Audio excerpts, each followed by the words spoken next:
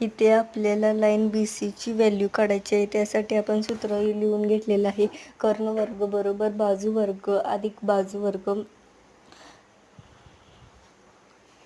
तर आपला कर्ण आहे 26, बाजू आहे 10 आणि दुसरी बाजू आहे 5x अधिक 4। त्यामुळे आपण ती पण लिहून घेऊया। आणि 26 चा वर्ग आहे 676 तो लिहिला आणि 10 चा वर्ग आहे 100 तोही लिहिला। 676 वजा 100 576 आहे 24 चा वर्ग, तो पण आपण लिहून घेतला। मग आपले 5x अधिक 4 बरोबर 24। तर इकडे अधिक 4 आहे, इकडे जाताना होणार वजा 4, त्यामुळे 20 आणि इकडे गुणुले 5 आहे, इकडे जाताना होणार भागिले 5 म्हणून आपले उत्तर आलेले आहे 4। x बरोबर 4। आपले उत्तर बरोबर आहे काय नाही ते बघून घेऊया। 5x म्हणजे x म्हणजे 4, त्यामुळे 5 गुणुले 4